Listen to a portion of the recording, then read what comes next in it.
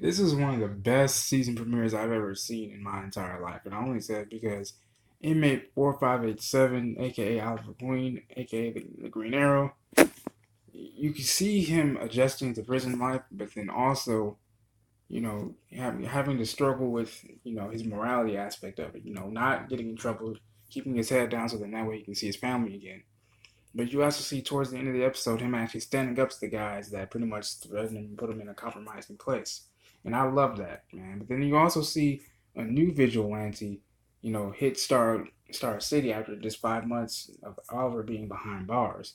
And we even see Diaz poke his head in, harming, Oliver's family, because mind you, you know, when Diaz broke into Aaron, aka Felicity's house, where William and Felicity were staying, he said, right now Oliver's learning how difficult it is. He's learning how difficult prison is. Now, mind you, in the very beginning of the episode, Oliver, we see a sequence of where we see William running for his life, and then we see Felicity running for her life, and we see Diaz actually shooting her dead. And Oliver wakes up and you hear the guard bang his baton on the cell, his cell, saying, "Well, get up, inmate 4587. Beautiful morning we're having." And you hear him repeat that. You can see how that can actually drive any man insane. Even when John visited him, he said, it's not your way to just keep your head down and not do something. It's never been your way. And Oliver said, I've always been able to do what I had to do, and this is what I have to do. And pretty much John said, look, man, you guys just remain strong, And we even see a fellow inmate who happens to be a fan of Oliver. He's so, elated to actually meet the man that he said, look, he really tries to get to meet him. And this is a little bit after, a couple of Turner and his crew and Samson, pretty much pressure, like I said, put Oliver in a compromising position.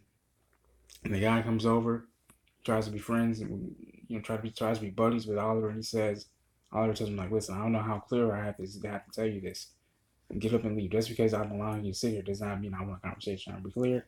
And then Samson and his the other guy proceed to pretty much beat the guy up, damn near to the end of his death. When he goes back to his cell, Oliver, you can obviously see, is really ashamed of his actions. The guy's pretty much a blubbering mess, and he says, "Have you ever thought about the fact that I have a family too? I'm not even supposed to even be here. I'm in here for a murder I didn't commit." And Oliver just told him like, "Listen, I'm just trying to keep my head down so I can go see my family. I already hit one strike, and I'm back to square one." But outside of the prison system, we see pretty much, the rest of the crew, adjusting to their new lives now. Felicity changing her name to Aaron, working as a barista, but still having the computer savvy skills. William going to a different school. Um, Renee, pretty much teaching the kids at the Glades how to defend themselves. And then also one of the kids, Timothy, he just got upset and he was just finished with, the old, punch in the bag kind of thing, building character and learning how to defend himself. After his family was just robbed last week, he said, "Look, you already know that the police don't care about people in the glades. So me punching a damn bag isn't gonna do anything." So he went to go grab a gun, cop a gun from one of the local dealers. Renee steps in to stop him, but a new vigilante actually comes in and saves Renee's life, in which Renee actually helped him out, by allowing him to escape after Jason Stint, a fellow guy that he actually stopped before and Dinah was questioning before, um, escape, and so the money that the gun dealer was actually going to make, Renee took that money and gave it to 15 mom and pop shops around the Blades. He even got his the kids at his community center new equipment, and upon pretty much Renee doing that, of course Dinah, who Renee calls D, is having a hard time, because again everyone has adjusted back to their, everyone's found a career or job that they, like doing. Renee helps out his community up in the Glades. I forgot where he came from. Curtis, or is it with some security company or his own company for that matter. Of course, as we all know, John Diggle, he works, with his wife Lila, and trying to track down. They're pretty much working with the FBI to track down Diaz. It's been 5 months they haven't got anything. And again, as I'm referencing again, when John went to prison to visit Oliver, he always talked to Oliver about, have you guys caught Diaz? He said, no, man, it's been 5 months. We haven't gotten anything. You know, he said, look, you might as well just forget about even catching Diaz. You know, it's been 5 months. And Oliver's like, look, I can't forget about that because if I do, he's gonna come at when I'm most vulnerable and not really thinking about it. He's gonna come after my family regardless and kill them. So he's right in that regard.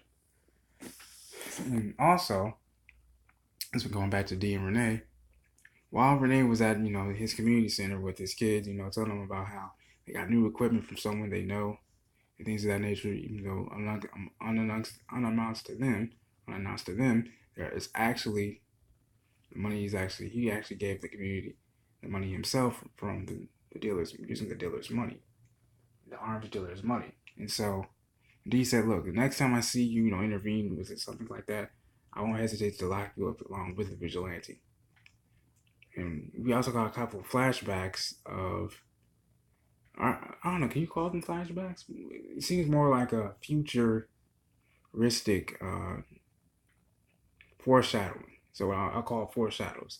And in this episode, this premiere, we see a little bit of a foreshadow where, and I don't know about you guys, but I thought this was Roy Harper's introduction. And it turns out this is actually some sort of futuristic, you know, version of William. Actually, we see the beginning of William becoming, the Green Arrow. I'm not sure if that's him or not. Maybe that's Roy being the Green Arrow for now. And we pretty much see William go to Lian get captured by Roy Harper, and Roy almost kills him. He says, no, no, no, no, no, no. Look, you knew my father. And he hands up this stone that Felicity gave William right before she sends him off to boarding school to protect him from Diaz. And she promised him, listen, this is just temporary until we get Diaz, I promise. And so that's when Roy lowers his bow and says, wait, William? And I'm like, oh shit, so I guess next week we're going to get a continuation of that. Maybe this is just in William's mind, but even so forth, it's so damn cool to see an older Roy Harper train the son of the original Green Arrow, Oliver Queen. So this is actually I'm really excited to see what happens next, man. I think this is really damn dope that they're doing this. Maybe this has to do, maybe those little foreshadows have to do with, I guess you could say, this this December's crossover Elseworlds, which I think is a loosely play on, the Crisis on Infinite Earth storyline. So I really look forward to it, though. But this has been your boy, Share Speaks. Make sure you guys like the video, subscribe to the channel. Let me know what you guys think about this episode and this premiere and this lineup so far of premieres in the comment section below. If you guys have any topics you guys want me to tell me about, let me know in the comment section below as well. I love you guys, man. God bless.